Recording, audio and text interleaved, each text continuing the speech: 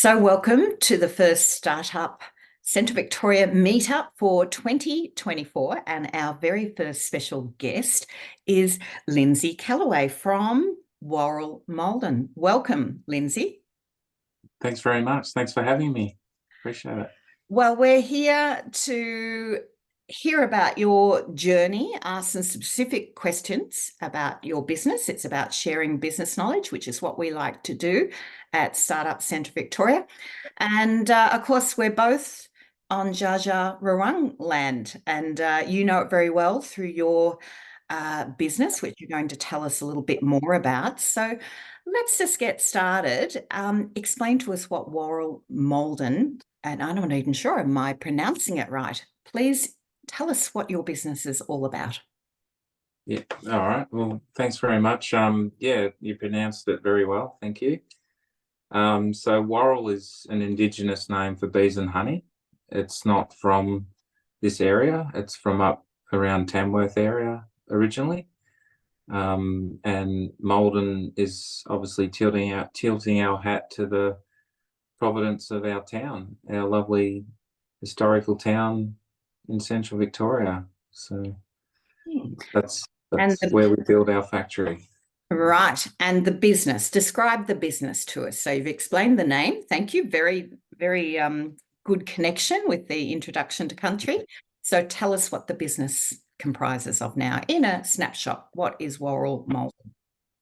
Yeah, thanks, Gary. Our business is very vertically integrated. We're a primary production industry producing honey and beeswax, but we also pollinate large crops of almonds and canola seed. We don't ourselves pollinate apples and cherries and nashies and avocados, but there's a whole raft of fruits and vegetables that our industry pollinates.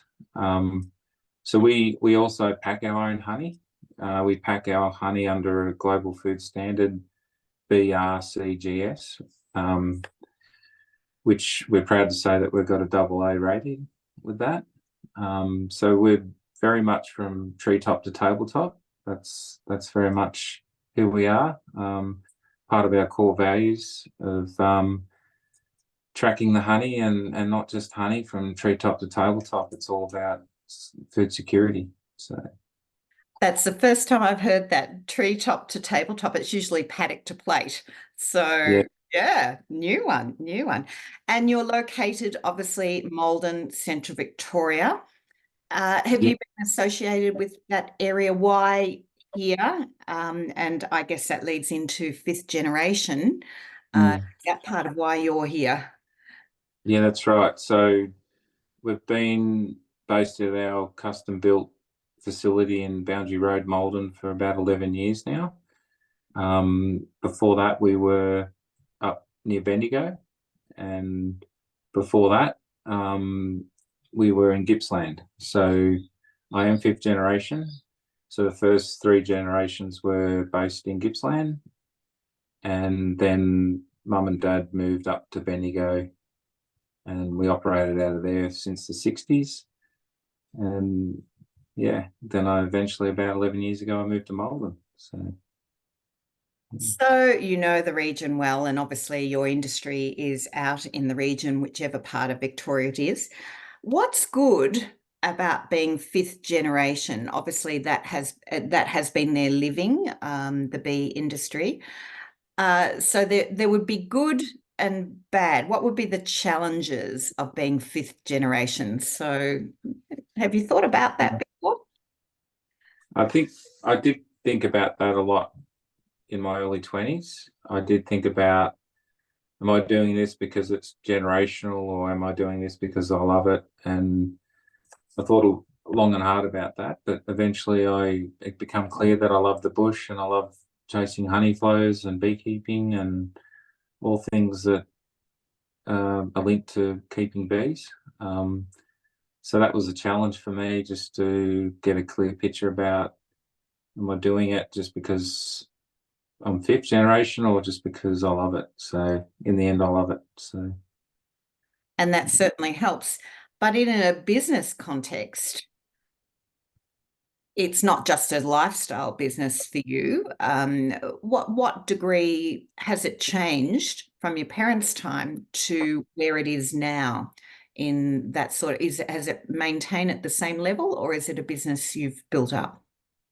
Um, it's certainly, yeah, I definitely, it's a momentum thing. I've certainly fortunate to build off all the hard work of mum and dad. That's not lost on me. I would say that the purpose-built factory and the global food standard, the rebrand from Warral Honey to Warral Maldon, the look, the feel, yeah, the treetop to tabletop, they're all very new. I'm fortunate to have an amazing team within Warral Maldon, so I definitely call them my honey family, and they definitely mean a lot. Well, food culture, but team culture is really important to us. So, but also I'm lucky to have some like you could say business coaches. I've got a couple of very good business coaches, and one of them helped me build the brand Warral Maldon. So why Maldon and not honey? Because it's more than honey. So we're much more than honey, like both in terms of an industry and in terms of my business.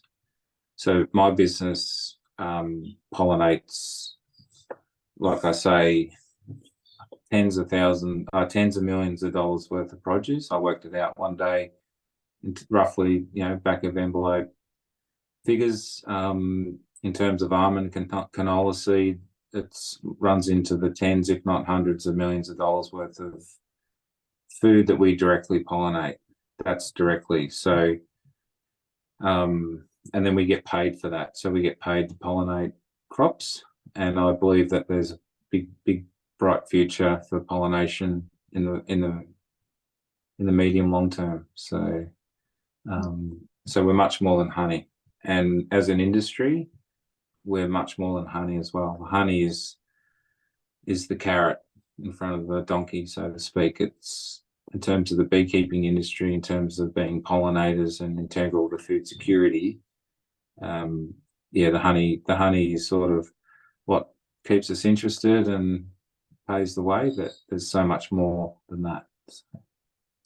And your markets, you talked about world standard food manufacturing, in Australia particularly, such high standards. Has that in your markets, have they expanded wider because of that? We actually they've maintained, to be honest. I think the global food standards certainly helped us maintain the volume that we sell per annum, and it's allowed us to punch above our weight. For a small business to have that accreditation, it's pretty amazing. And it's a big team effort, but I've got a dedicated quality control manager who does an amazing job, and it's very much a key part of the AA rating that we have. So I think it does set us apart in terms of other just sole honey producers. They're left to market their honey. They're limited where they can sell their honey. So yeah, no, that's great. And when I spoke to you last week, you were in New Zealand exploring a very important issue, but I understand you're involved in peak bodies. Tell us a little bit about that and why you choose to be involved, because I imagine it involves a bit of travel and time and expense to yourself. yeah, it's I guess it's got many benefits. It elevates myself and my business. It certainly helps me drive for something better. It's certainly something to pay forward to the industry. It's something far greater than Warral Maldon or myself. It's something far bigger, and that feels pretty amazing to help wherever I can. So I'm currently on the board of Victorian Apiarist Association, and I'm also on the executive of the Australian Honeybee Industry Council. So they're the two main groups I'm involved with, and yeah, it's just I definitely think that the rebrand has helped me take those steps forward and come out of my shell, or my, I call it my bee bubble. So I've been beekeeping for personally, I've been beekeeping for over 30 years, and for most of that, I've been sort of just very focused on just the day to day, and I think working with my brand creative business coach, it's helped me come out of my shell or my bee bubble, and yeah, get a bit more involved in industry matters. So I think it's very rewarding. So you've made a decision to step outside your comfort zone. Was there a reason why you decided to do that? Or did you think it was a matter of survival for your business or growing your business? What was the decision that made you invest in a business coach and step outside your comfort zone with these peak bodies? I, I think it's like I like challenges, and I do like to grow personally, and I have in other areas, but and I certainly have internally over the years. I definitely have been, but I think just it's sort of just the path appeared in some ways without sounding too um, cryptic about it. I think the path just kept appearing, and I just kept walking down it, and accepted, the, you know, the opportunities, and more opportunities kept opening up, and yeah, I just think it just happened organically to some extent. So. And is that part about being open? And we've talked a bit about the landscape changing from your parents' time and your grandparents' time to what the business is now. Um, I guess it could be easy for some to miss those opportunities. And I hasten to add that we met at an event. The local community of Maldon had a business expo where a number came together and did a 5-minute pitch on their business. And we're going, wow, all these wonderful businesses in our backyard. So that keeping your eyes open to opportunities is so important. What has been the biggest opportunity you think that has changed your business in the last decade? I think, well, one thing comes to mind is stepping into the global food standard, that and building the factory, custom built factory, global food standard, and then definitely the rebrand. Definitely working with my business coach Barry has been, yeah, definitely changed everything. Yeah. Opened up a whole new world of. I love, without sounding too corny, I love a vision. I do love imagining a vision in the future or somewhere high up on the hill, and I think the brand definitely, that's what I love about the brand, and the importance of our reputation and what that means. Warral Maldon definitely excites me, and definitely gives me a direction where to go. So. So taking the step, fact that you're saying purpose-built factory, world food standards, I'm just imagining the dollars that went out the door there. What were the challenges about developing this new site, and how did you overcome them? Well, I think for me the challenges were very much the logistics, because we're talking 1,000 square meter factory. So to coordinate wrapping up the old factory, transitioning to a new factory that, you know, you're working with all these different tradies, and I project managed the build along with a builder. So a builder did the sort of shed part of it, but I organised everything else. So that was a real challenge. It did take a bit out of me, I'm not going to lie. Yeah, so I'm not sure if that answers the question, but.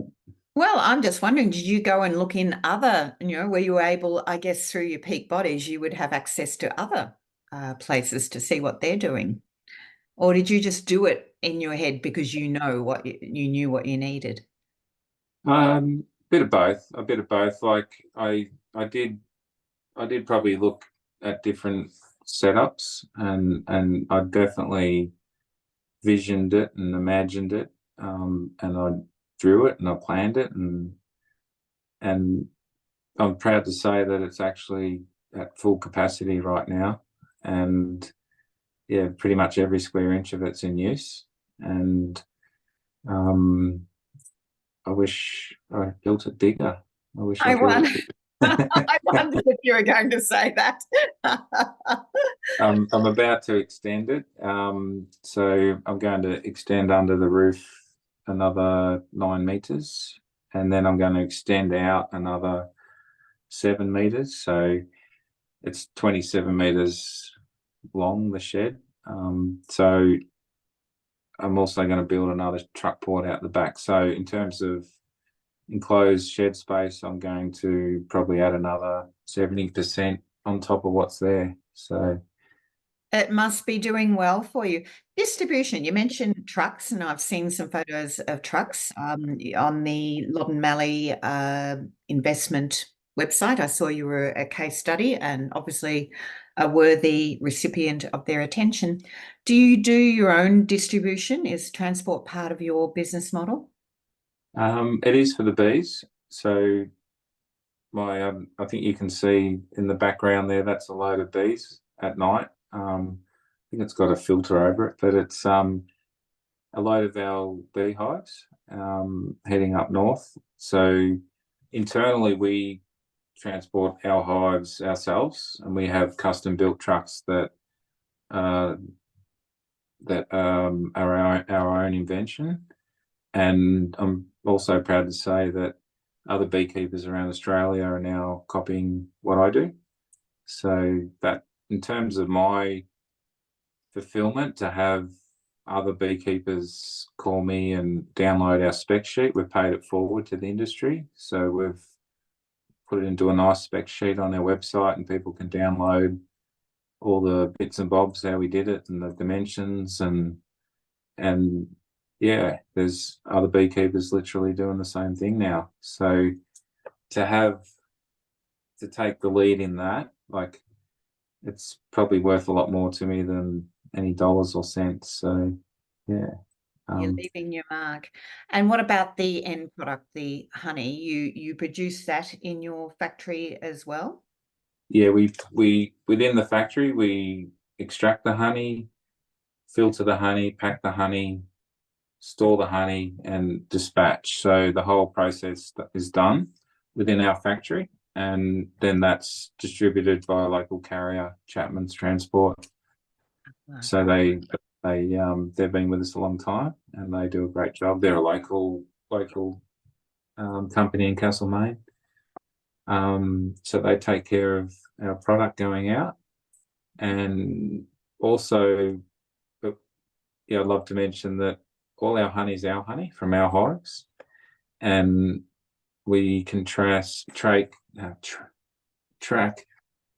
all track. the honey from any jar, any bucket, any 1.5 ton IBC, all the way back to the track, the apiary, the tree, the location, who was there, what truck was there. I Yeah, that again is something I'm really proud of. It's just our honey. It's not anyone else's honey from our hive. So yeah. Those sort of processes are, I understand, part of the food industry, and being able to trace is very important to that. But does that require a lot of software or process? I'm just not sure how that's implemented, probably through a code. But that's just incredible that you can track to that detail. How much did that take to put in place? Yeah, years of practice, years of paperwork, years of, yeah, again, take my hat off to our current and past quality managers. We work to the BRC GS standard, which is pretty massive. And we also work to an industry standard B Qual. So we have two standards that we work to. and we don't have barcodes and we don't have scanners. It's done with the batch number. The end product has a batch number, and then that batch number we can confidently track that back to who packed it, who filtered it, who extracted it, who removed it. Yeah, and that's done with paperwork mostly. We have some. We do message some things online, but yeah. So. So, of course, Startup Centre Victoria, we have a whole range of small businesses that are looking to improve their processes or grow their business or look for opportunities. What are the big or the key learnings that you've gathered along the way? You've got a bit of a track record, a few years under your belt, plus 4 other generations before you. What do you think are the keys of success, given how quickly the environment is changing for businesses? I think one big thing would be, particularly in the quality food safety sense, would be to embrace corrective actions, to embrace internal audits. They're the things that are going to drive improvement. So I think early on, when the honey industry started to go down the bee qual track and get a food industry standard for our industry, it put shivers and fear right, through individuals that, oh, I'm not doing that. Oh no, it's going to be too hard, or oh, that tap cost me $1,000 or whatever. But it only makes you better. So yeah, my big tip would be to embrace what we call internal audits or corrective actions. They're not a bad thing. So. And what do you think are the challenges coming up in the future for businesses? Have you got your eye on something and thinking, I'm going to have to spend some time on this, or an opportunity that you think we need to pay attention to? Well, I don't want to give away too many secrets, but Oh. We're paying it forward, Lindsay. paying it forward. How long have we got? Like I never stop thinking about the next steps. For me, it's obviously industry based. My future visions and hurdles and concerns and dreams. It's very much around tackling the Warral mite that we now have endemic in Australia, and it's definitely around continuous improvement, and also staff and training. So they're my big ticket items moving forward. So your secret to getting the right staff, you've talked about your quality people that you've had in place, but obviously there's more members of the team.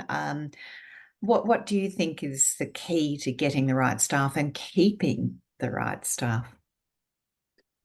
I think the honey industry is quite difficult to recruit for, particularly beekeeping, because beekeeping is very unique. It's very left to center. So it's big hours, heavy lifting. You're in the elements. You're away from home. You're getting stung. You're getting bogged. Yeah, there's nothing quite like it, and it's. You weren't exactly selling that job well, but there's nothing quite Well, like it. There's the tagline. Yes. the punchline is I love it, and thankfully I've got some beekeepers that do love it too.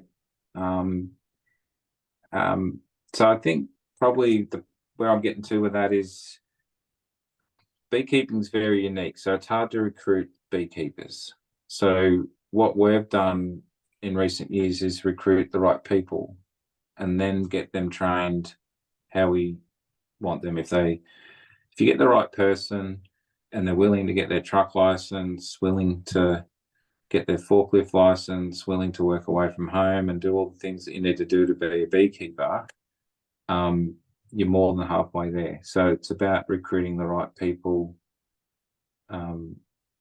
The training and the techniques will come later.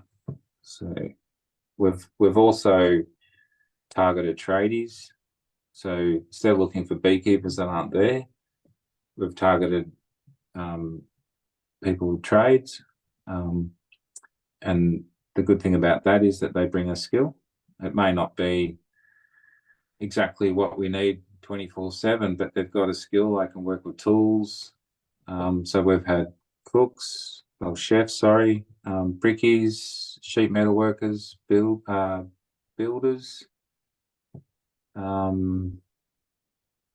boiler makers.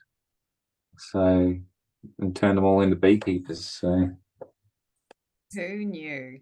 And how do you actually recruit them? Is it a very personal thing, reaching out through your networks, or do you actually advertise these jobs? we advertise. So we've just recently advertised. We're wrapping up a recruitment drive right now.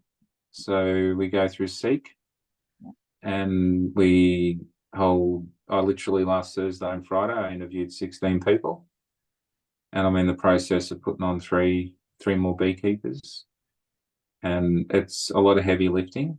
I'm not going to lie, it's hard work. It's hard work going through this process. It's a big drain on my HR staff.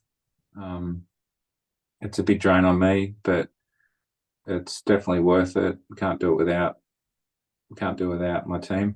So yeah. And we like I say, we try to recruit the right people. And part of that, in terms of our strategy, we weave that into our job description and ad. So if you were to look it up now, you'd read about our team and our standards and how okay, you might get a little sting here and there, but you'll still enjoy a nice ice cream on the way home. So we try to have a story. We try to sugarcoat it a bit to capture their imagination. So. I can see that. Yes. All right. Well, you've given us in 30 minutes a really good overview of where you've come from. I'm not sure whether we have any questions from Austin that's come in. Hi, Yes. Hi. Thank you for having the session this evening. I appreciate it very much, Kerry and Lindsay. Fascinating story. I've got a couple of questions, if I may. So, just for your benefit, I'm the manager of economy and business at Campaspe Shire Council. So I'm very interested in the startup area and the story of those that have been growing and developing. A couple of questions, if I may. Lindsay, how did you select your business coach, or have you had one business coach, or have you had several? And how did you select the business coach? Yeah, thanks, Austin. They came to me. Like, it wasn't like I was looking. Oh. And I think it was just I was open to it. But in the first case, I didn't realize quite what I was getting with this gentleman. He helped me rebrand, and then from that, we've built, the mentor student relationship that helps me on many strategically and marketing. And so I never woke up one day and thought I'm going to go and get a business coach that is going to help change my business life. It just happened.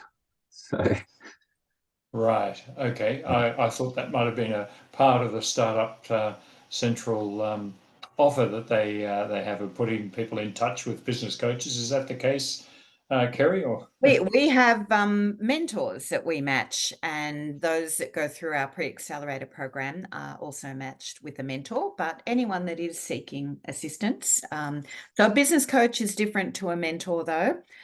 Business coach is a paid, and there are a number of people that are very active in that field and very good at what they do and work alongside. Correct me if it's wrong, this relationship, Lindsay.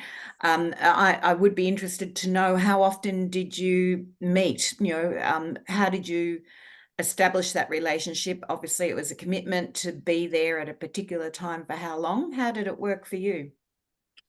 I think for me early on, it was very, let's do this, let's do that. And then it just evolved into more just an ongoing relationship. So it's not like, oh, every Monday at 9 till 10 we meet.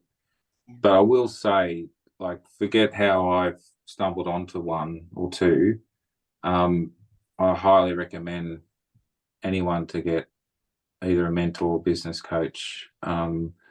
It's just priceless. So if if your listeners out there are wondering or weren't even thinking about it, and from this, if they could think about, well, who could I get to coach me or mentor me? It's invaluable. I'd highly recommend it. So, and my other coach is my continuous improvement coach, and I've only just started working with him. So he'll help me build KPIs and business strategy around monitoring, how we're performing, and continuous improvement. So, and could I ask, perhaps, Kerry? So, Startup Centre Victoria has lists of business coaches and business mentors, do they? We have mentors, and they're pro bono for startup businesses, but we can put people in touch. And a lot of our presenters, some of them are actually in their professional lives business coaches, and they're listed on our website. But we can certainly put you in touch with those. But there's a whole ecosystem out there where we're about promoting businesses within the region, because we have an incredible talent within the region. I'm not sure where your coach came from, Lindsay, whether they were in the region or outside, but there's certainly some good talent close by. The other question I had for Lindsay related to paying it forward. It's interesting. It's the second time in a week that I've heard this notion from different sources. What is it that perhaps brought you to think about paying it forward, and has that actually not only benefit? Well, it's in one sense, I guess it's altruistic, but has it actually had a benefit to you and your business? I think it's definitely benefited me personally, because I do genuinely get a lot out of helping others, and it's just something I believed in terms of the hive transport system. I put a lot of work into it. I went pretty deep on it, and so I think it's helped me in terms of industry. It may have ruffled a few feathers too, because who wants to know about a more expensive way to move bees and a safer way for the bees and the public that we all might have to adhere to down the track. So I think it's been mostly positive. It's certainly helped probably create some sort of positive reputation for me and the brand in the industry. And I know it's probably a bit corny, but it just feels good to help. And I think I've got nothing to lose. It's just a standard curtain cider, standard mesh, standard this, standard that, but I put it all together, and it just feels good to give it forward and know that I've got nothing to lose. It's not painful for me. So don't know if that answers your question. No, that does, and I'll be certainly keeping an eye out to see how it develops across different industries. I think it's an interesting concept. Yeah, thank you. I think you will find, and certainly it's the philosophy of Startup Centre Victoria, all our presenters and MEETUP guests and mentors are pro bono, because there's so much goodwill across industries. And understanding that it makes us all stronger if we help each other, particularly when you're starting off or scaling up and going through a really tough patch, because there's that valley of death. You know, you start off a business and then suddenly, and you could have experienced this, Lindsay, where you've got to grow, but to grow, you've got to make some pretty big investments and decisions. And that's when it's really good to have, you know, that people. And if you're giving out, people will give back to you too. And that's something we are strongly supporting here at Startup Centre Victoria. And so thank you, Austin, for bringing that up. It's a really important part. I know business is business and we need to make profits in order to employ people and live where we live and grow our businesses. But we also give back in many ways as business people. So that's really great. So I'm going to end the recording now, but not first without saying thank you so much, Lindsay, for contributing your time. I know how busy you are, and here we are at the end of a long day. You've told us about the heavy lifting, the long days. You've had a bit of trauma. You backed over your laptop today, so That's right. something to sort out tomorrow. But I will say that I looked in my local supermarket last week when I knew I was going to have the pleasure of interviewing you, and bought some of your beautiful honey. And it's just wonderful to see it on the shelves and know that it's being produced in Central Victoria. And obviously that expands all the way up to Yorta country where you are, Austin. We were talking about the almonds and all those intersections right up along the river there. So bees are so important to everything. So it's been fascinating, Lindsay, just listening to your story tonight. Thank you so much. Please stay in touch, and we hope to see you at another startup event very soon in the future. So thank you. Thanks, Thanks, Kerry. Lindsay, and thanks, Kerry.